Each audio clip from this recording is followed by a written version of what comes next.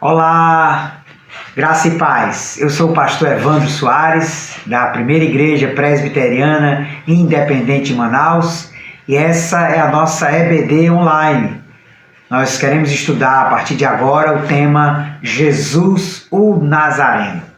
Evangelho de Mateus, capítulo 2, versículo 23, diz assim: E foi habitar numa cidade chamada Nazaré, para que se cumprisse o que fora dito por intermédio dos profetas: ele será chamado Nazareno. Jesus foi chamado o Nazareno. Não somente nessa passagem, mas há diversas outras passagens que nos mostram que Jesus recebeu também essa alcunha de o Nazareno. E esse termo é muito interessante, porque mostra a identificação de Jesus com a sua história, com o seu contexto cultural, com o seu povo, com a aldeia do qual ele viveu, muito embora ele tenha nascido em outra aldeia, mas na aldeia onde ele viveu boa parte de sua vida, a aldeia de Nazaré, a região da Galileia. Então nós queremos estudar esse tema, Jesus o Nazareno, contendo como subtema traços biográficos, apaixonantes e desafiadores da pessoa de Jesus. Sim, porque entendemos que Jesus o Nazareno é uma figura apaixonante, é uma figura desafiadora. E nós, cristãos, precisamos resgatar a sua figura histórica, também a sua mensagem, e para também podermos viver o seu segmento de forma mais clara, de forma mais segura. Daí que a figura de Jesus é desafiadora. Daí que a figura de Jesus é apaixonante. E nós queremos então estudar Jesus o Nazareno, resgatando sobretudo a sua figura histórica, traços de sua biografia humana, mas também divina, que nos mostram o quanto a sua figura é apaixonante e é desafiadora para todos que se debruçam em estudá-lo. Mas então, nós queremos começar com um primeiro traço biográfico da figura de Jesus o Nazareno, que é um judeu da Galileia. E nós queremos então fundamentar num texto que se encontra no Evangelho de Mateus, capítulo 4, do versículo 12 a 15, diz assim: Ouvindo, porém, Jesus que João fora preso, retirou-se para a Galileia, e deixando Nazaré, foi morar em Cafarnaum, situada à beira-mar, nos confins de Zebulon e Naftali, para que se cumprisse o que fora dito por intermédio do profeta Isaías: terra de Zebulon, terra de Naftali, caminho do mar, além do Jordão, Galileia dos gentios. O texto sagrado nos diz que Jesus saiu de Nazaré, da Galileia, foi para a Judéia, lá encontrou-se com João Batista, foi batizado, depois ele volta para a região da Galileia e muda-se da cidade de Nazaré para Cafarnaum, provavelmente na casa de um de seus discípulos, de Pedro, e nas cidades ali nos confins de Zebulon e Naftali, para que se cumprisse a profecia de Isaías que dizia: terra de Zebulon, terra de Naftali, caminho do mar, além do Jordão, Galileia dos gentios. É esta cidade, é esta região que vai ser o palco da atuação de Jesus. E aí então surge a primeira questão que nós queremos levantar nesse estudo sobre Jesus o Nazareno. Quem é Jesus? O que ele fez?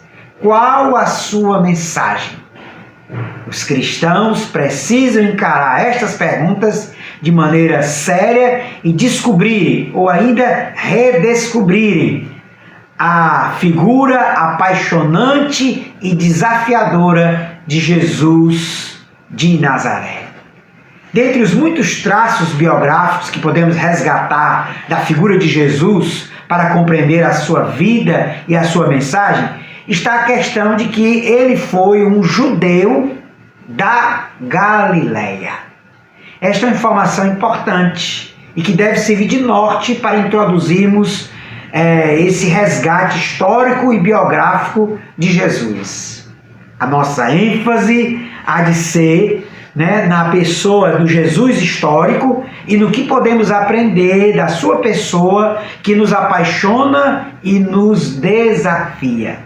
Aqui compartilhamos de uma mesma obsessão do famoso escritor americano Brian McLaren, que ele descreveu no livro A Mensagem Secreta de Jesus. Abre aspas, ele diz: como pastor e como ser humano, venho mantendo uma última e interminável obsessão, a fascinante, misteriosa, inesgotável, incontrolável, enigmática, vigorosa, surpreendente, encantadora, deslumbrante, sutil, honesta, genuína e explosiva personalidade de Jesus.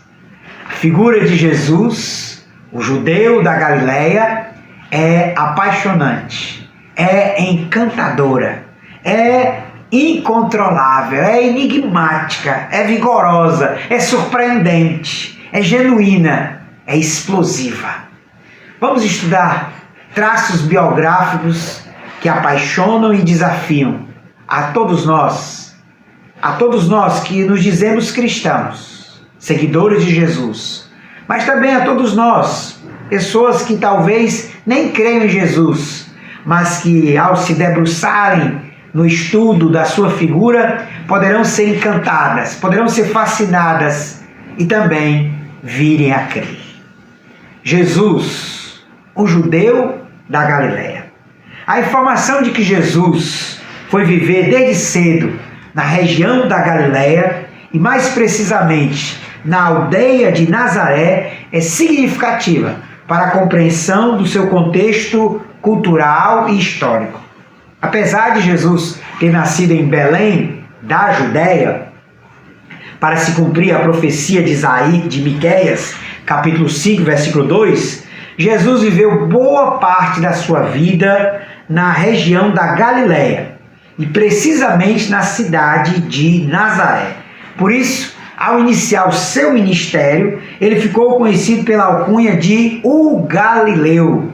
Está lá no Evangelho de Mateus, capítulo 26, versículo 69, quando uma das criadas ali do Sinédrio, do pátio do Sinédrio, vê Pedro falando, e ela reconhece Pedro como um discípulo de Jesus, e ela diz: tu eras um dos discípulos de Jesus, o Galileu. No outro momento, um outro criado, também reconhecendo Pedro, diz: tu estava entre eles, aqueles que seguiram Jesus, o Nazareno. Também Jesus foi chamado de Galileu, de Nazareno, e nós entendemos que o resgate dessa histórica região ali da Palestina é importante para entender a figura de Jesus e sermos desafiados por ela. Daí então a questão se coloca para nós: o que era a Galileia? Nós podemos resgatar um pouco da história da Galileia, política, social e religiosamente. Historicamente, a Galileia fazia parte de uma das 5 regiões da Palestina do tempo de Jesus: Judeia, Idumeia, Pérea, Ureia e Galileia. Todas essas regiões estavam sob o domínio do Império Romano, bem como todo o mundo ocidental conhecido daquela época. A Galileia era administrada por um vassalo de Roma que podia usar o título de rei, como foi o caso de Herodes o Grande, como também de seu filho Herodes Antipas, do qual a Galileia estava submissa. Este último, Herodes Antipas, edificou uma cidade às margens do mar da Galileia, em homenagem ao imperador Tibério César, e chamou-a de Tiberíades, capital da Galileia. Diversas vezes nós encontramos nos evangelhos sinóticos, Mateus, Marcos e Lucas, o mar de Tiberíades, ou o mar da Galileia, que era o mar que ficava ao lado da cidade de Tiberíades, construída por Herodes Antipas em homenagem a Tibério César. Aquela região, na época de Jesus, era habitada por aproximadamente 150 mil pessoas, entre judeus e gentios. Sua população era formada principalmente por camponeses e pescadores. Incidia sobre eles uma alta carga tributária que Roma exigia de todos e que deviam ser pagos aos cobradores de impostos, também chamados de publicanos. Havia também uma classe aristocrática formada por sacerdotes, ricos comerciantes e funcionários do rei. No entanto, a maioria da população vivia nas aldeias da Galileia e era de pessoas pobres que viviam da agricultura e da pesca. Note que Jesus se serviu de muitas ilustrações tiradas do mundo da agricultura, do mundo do campesinato, para ilustrar os seus sermões, os seus discursos, a sua mensagem para aquelas pessoas. Isto porque o seu público-alvo eram os camponeses, eram os pescadores da Galileia, que facilmente entenderiam aquelas ilustrações tiradas do seu mundo da agricultura e da pesca. A parábola do semeador é um exemplo claro disso. Onde Jesus usa então a parábola do semeador, há ali o exemplo do campesinato, do homem do campo que sai a semear, e o público-alvo eram os camponeses, eram os pobres, eram os pescadores ali da região da Galileia. Na Galileia, também convém lembrar, era uma região onde prevalecia um histórico de rebeliões contra o Império Romano. Foi na Galileia que surgiu o chamado grupo dos Zelotes, que era um grupo de rebeldes que entendiam que a revolução tinha que ser armada e, através da revolução armada, eles podiam sacudir o jugo de Roma. Lá em Atos dos Apóstolos, no capítulo de número 5, versículo 36 e 37, Gamaliel, falando ao Sinédrio, cita Teudas e Judas, não o Iscariotes, discípulo de Jesus, mas outro Judas. E esses dois homens são citados como dois rebeldes que se levantaram, incitaram o povo à rebelião contra Roma e que foram mortos, e que o seu movimento foi rapidamente abafado.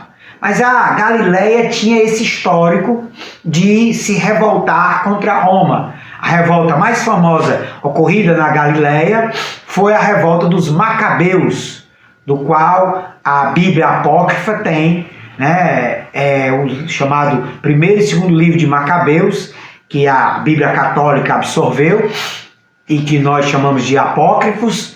Mas tem lá o histórico daquela revolta dos Macabeus, que foram judeus que moravam na Galileia e se revoltaram contra o Império Romano. Mas a Galileia tinha esse histórico de rebelião contra o Império Romano. Politicamente, era uma região muito insuflada por insurreições contra o Império Romano, sobretudo levantado ali entre os camponeses, pescadores, que já estavam muito subjugados e oprimidos pela alta carga tributária que Roma exigia daquela população. E aí então, tendo esse panorama de toda essa região da Galileia, aí nós podemos passar especificamente para a aldeia de Nazaré, onde Jesus viveu pelo menos por 30 anos. A aldeia de Nazaré, do qual ele recebeu também a alcunha de Jesus o Nazareno, ou Jesus de Nazaré. Jesus viveu boa parte da sua vida nessa aldeia. Evangelho de Mateus, capítulo 2, versículo 23, registra isso, como também Evangelho de João, capítulo 19, versículo 19. A aldeia de Nazaré tinha nessa época provavelmente 400 habitantes. Além da cultura de subsistência pela agricultura, os habitantes da aldeia viviam em torno de sua sinagoga e também da família. Daí 3 questões básicas que nós podemos pensar sobre a aldeia de Nazaré. A cultura de subsistência, que era a agricultura e a pesca, bem como também a sinagoga e a família.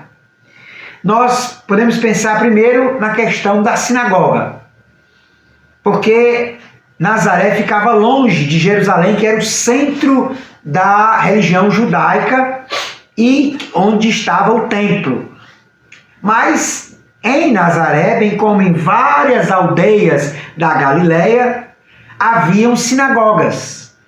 Eram pequenos templos onde os judeus se reuniam aos sábados para cultuar a Deus, para ler a Torá e ouvir explicações da Torá por algum mestre, por algum rabino ou por algum ancião, por alguém daquela comunidade, daquela aldeia que pudesse ler e pudesse explicar aos demais habitantes daquela cidade sobre aquela passagem bíblica, aquela passagem da Torá, da lei dos judeus. Foi aí que Lucas registra, no capítulo 4, versículo 16 a 23, que Jesus se levantou na sinagoga de Nazaré, bem no início do seu ministério, e leu a passagem de Isaías, capítulo 61, num rolo. E após ler essa passagem, Jesus se dirigiu aos presentes, dizendo: em verdade vos digo que hoje se cumpriu essa escritura que acabais de ouvir. E houve um grande alvoroço, porque as pessoas ficaram abismadas, perplexas, porque Jesus era habitante de Nazaré, filho de carpinteiro, sua mãe, seus irmãos e irmãs estavam ali entre eles, e como é que ele agora se levantava dizendo que aquela passagem de Isaías, a passagem profética de Isaías, capítulo 61, se cumprira nele, começava a se cumprir na vida dele. A passagem dizia: o Espírito do Senhor Deus está sobre mim, porque me ungiu para pregar boas novas aos quebrantados, aos pobres, aos quebrantados de coração, a pôr em liberdade os algemados, dar vista aos cegos e anunciar o ano aceitável do Senhor. Na sinagoga, além da explicação de passagens bíblicas, havia a recitação por todos da oração do Shema. A oração do Shema está registrada em Deuteronômio, capítulo 6, versículo 4, quando diz: ouve Israel, o Senhor é o teu único Deus. A expressão Shema em hebraico significa ouve. E a expressão toda de Deuteronômio 6,4 é Shema Israel, Hadoshe Eloheinu, Hadoshereha. Até hoje, muitos judeus recitam essa oração ou então cantam ela no culto. Shema Israel, Hadoshe Eloheinu, Hadoshereha. Na época de Jesus, ela era recitada. Todos os presentes na sinagoga faziam questão de recitar o Shema, a oração de que Deus deveria ouvir, de que Israel deveria ouvir, de que só o Senhor é o único Deus. E aí nós podemos também pensar na família.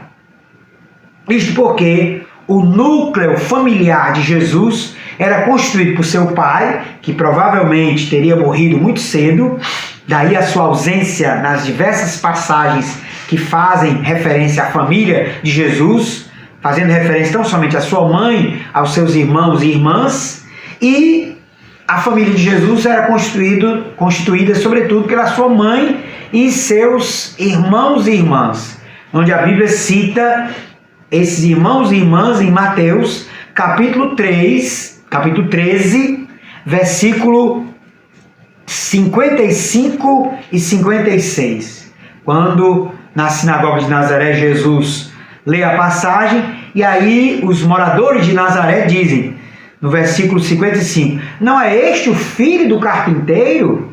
Não se chama sua mãe Maria e seus irmãos Tiago, José, Simão e Judas? 4 irmãos. Não vivem entre nós todas as suas irmãs? Pelo menos 2 irmãs aí, né? De onde lhe vem, pois, tudo isso? E, diz o texto, escandalizavam-se nele. Versículo 57 de Mateus, capítulo 13.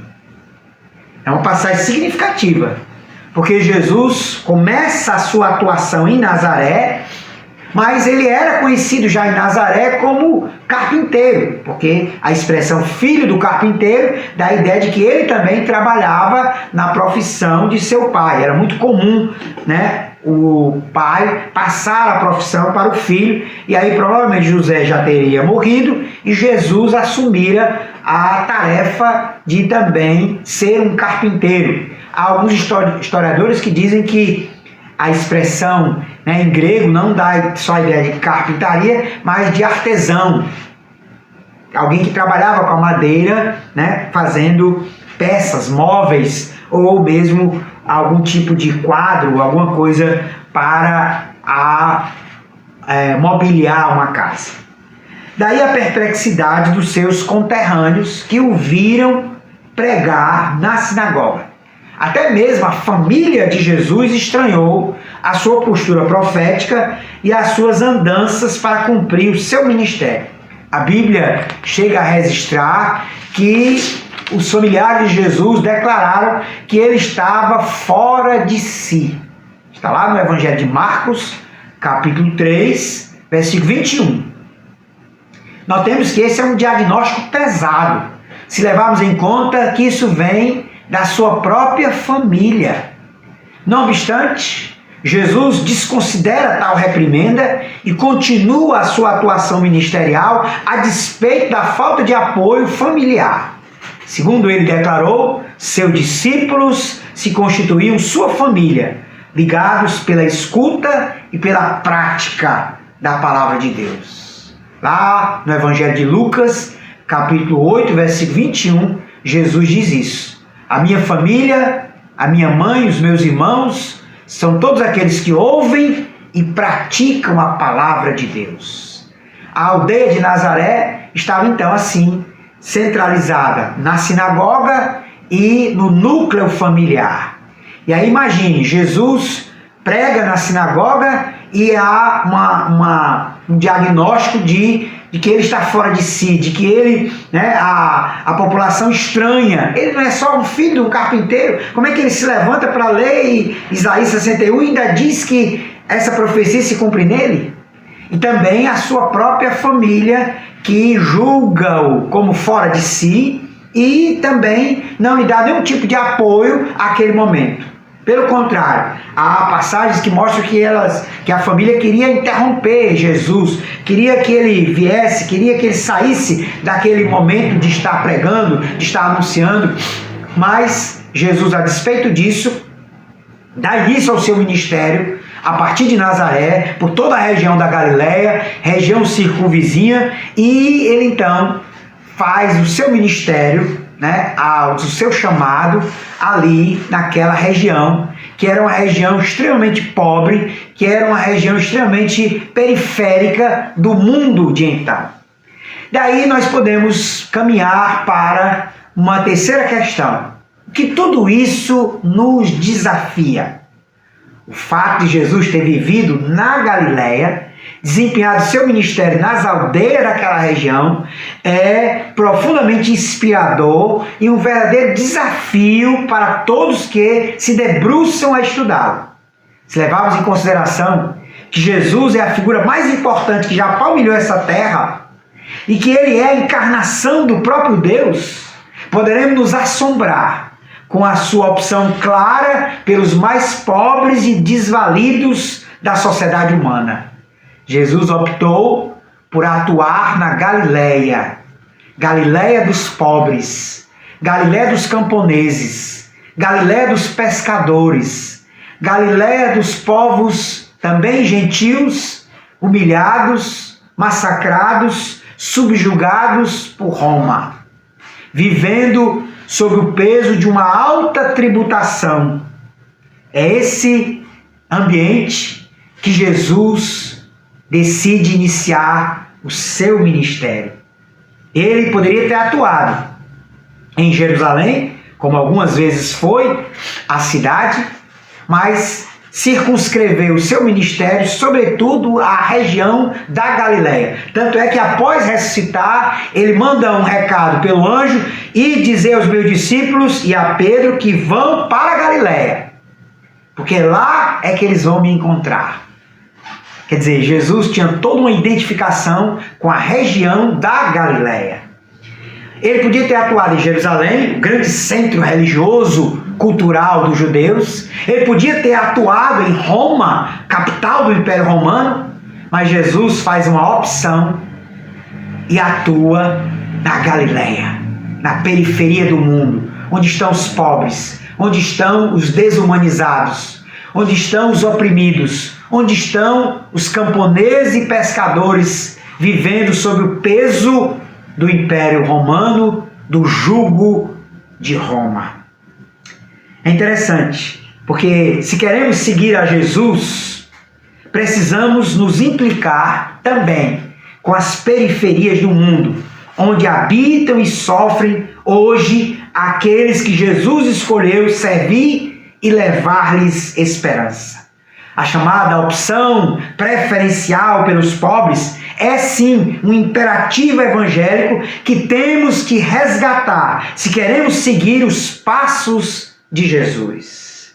Martin Luther King dizia que se a Igreja de Jesus Cristo quiser recobrar o seu poder, sua mensagem e seu tom de autenticidade, ela terá que se conformar exclusivamente às exigências do Evangelho. E uma das exigências claras do Evangelho é o compromisso com os pobres. Jesus circunscreveu o seu ministério junto aos pobres da Galileia, junto aos pobres das aldeias da Galileia, da aldeia de Nazaré e de tantas outras. O Evangelho exige, a partir do exemplo de Jesus, o compromisso cristão com os pobres e necessitados do nosso tempo.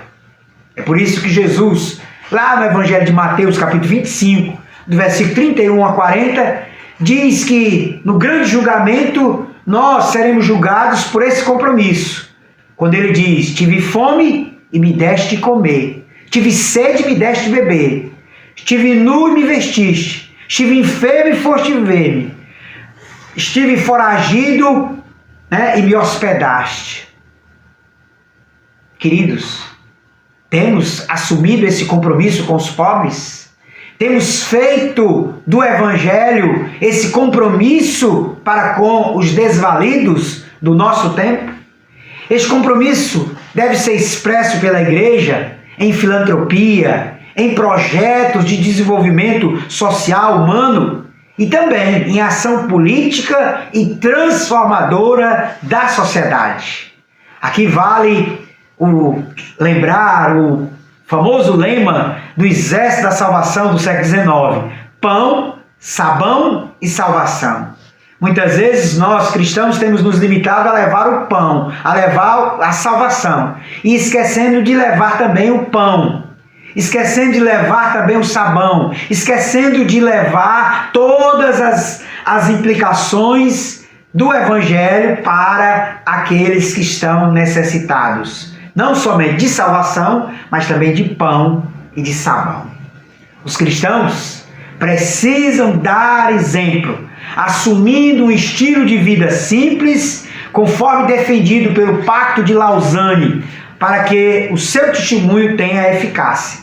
Nesse pacto, o Pacto de Lausanne, está dito que a igreja precisa ficar do lado de Deus e dos pobres, contra a injustiça, sofrer com eles e apelar às autoridades para que cumpram o papel que lhes foi determinado por Deus.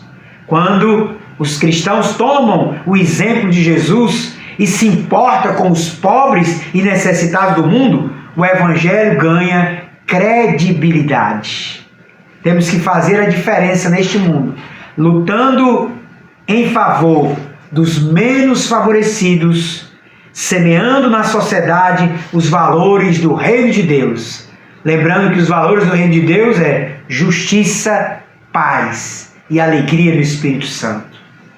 Que o exemplo de Jesus, que viveu na Galileia e serviu aos pobres de Nazaré e aldeias circunvizinhas, nos possa impelir ao igual compromisso com os pobres do nosso tempo. Como bem lembrou o eminente teólogo espanhol José Antônio Pagola, seguir a Jesus implica pôr no centro do nosso olhar e do nosso coração os pobres. Deus nos abençoe em Cristo Jesus, o Senhor. Amém.